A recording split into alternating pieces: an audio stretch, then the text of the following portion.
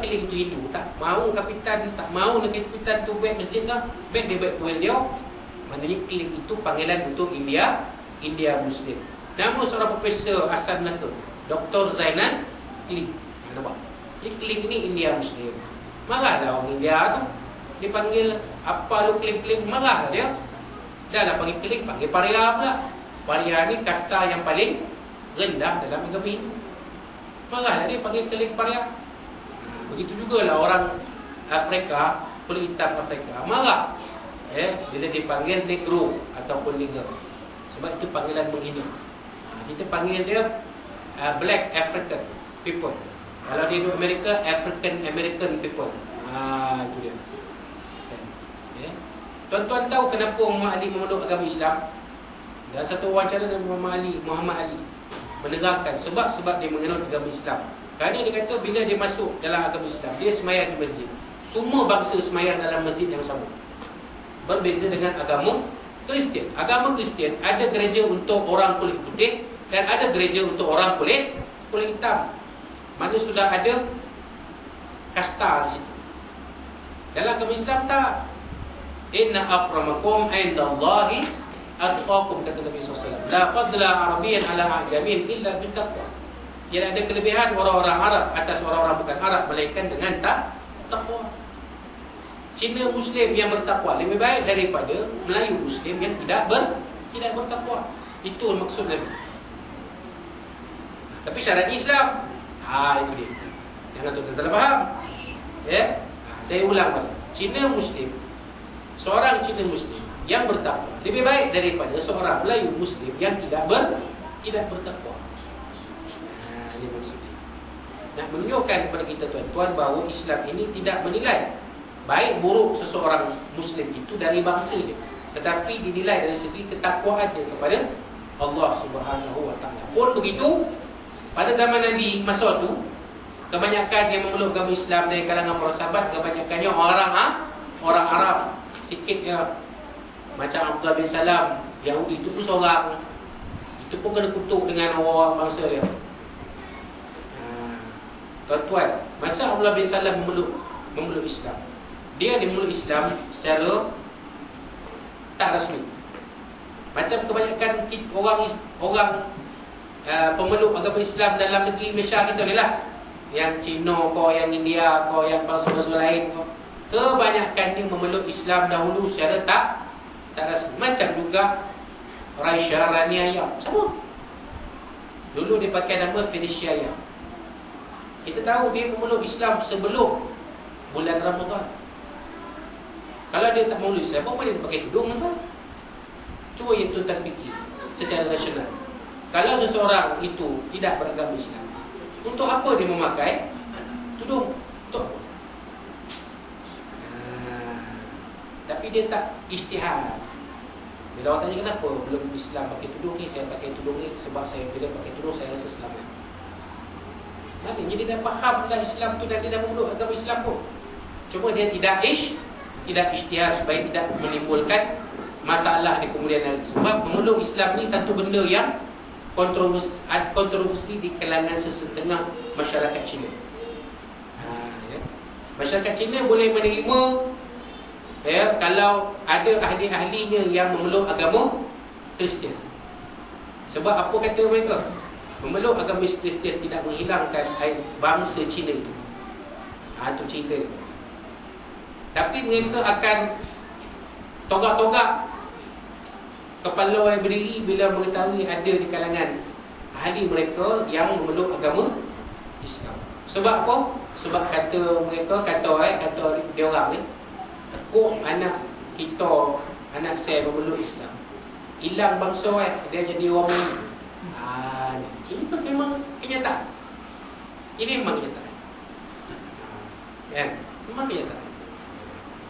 Macam itulah. Bila dia sudah ada kekuatan, sudah ada keberanian, sudah ada kefahaman yang jelas, dia sudah melihat bahawa bila dia ijtihad memeluk agama Islam itu, tidak akan ada reaksi negatif, reaksi buruk daripada orang-orang sebangsa dia, maka masa itu dia mengisytiharkan dia masuk agama Islam dan memakai nama baru. Itu cerita dia tuan. Kebanyakan macam tu. Kita tengok kes, banyak kes berlaku.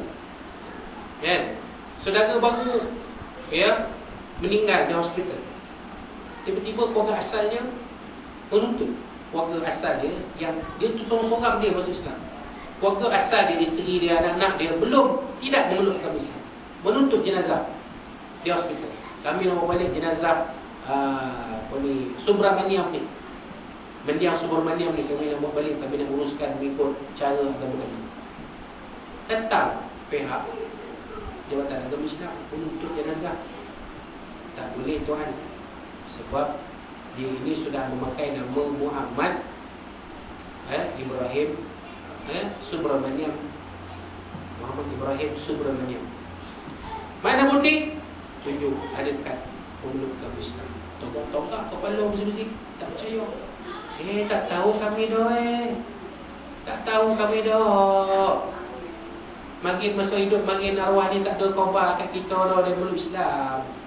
Dia sama-sama macam kita, dia bila-bila balik dia pun sama menyambut dia balik. Cuma dia tak makan babi ya. Bila tanya kenapa tak makan babi, doktor tak bagi. Doktor tak bagi saya makan babi lain, penyakit. Dia sembunyikan keislaman dia sampai ke akhir hayat. Dia sembunyikan keislaman dia sampai ke akhir hayat. Bila meninggal, kita tuntut. Togak-togak kepala. Bila tunjuk bukti, tak boleh buat pun. Keluarga asalnya pun kata, kalau ini macam, tak apalah, apa boleh buat.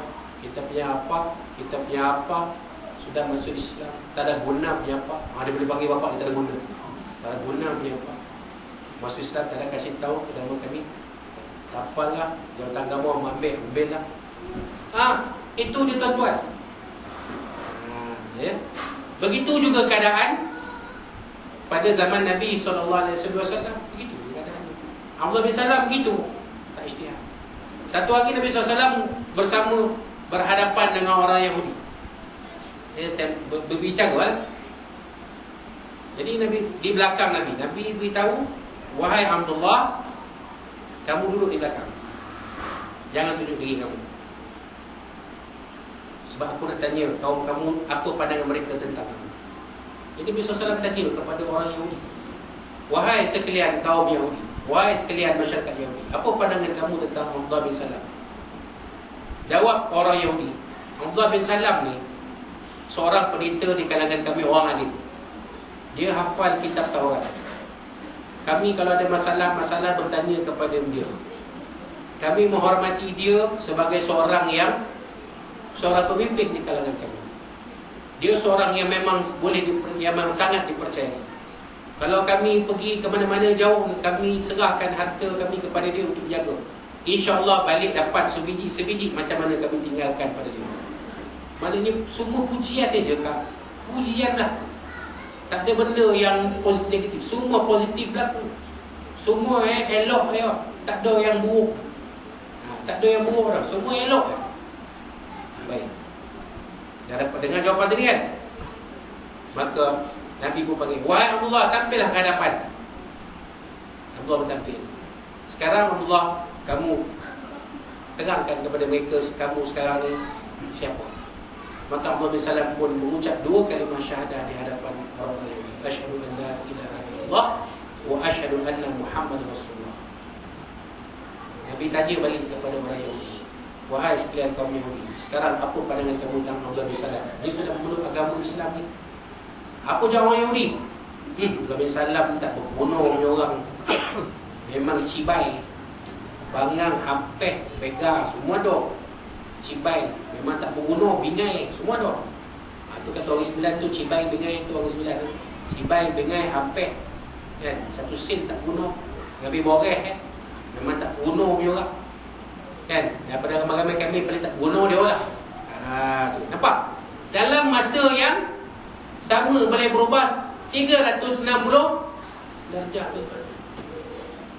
Ini Abdullah bin Salam, Salman Al-Farisi, orang berbangsa Parsi, menganut agama Majusi. Dia tak ramai lah. Ada seorang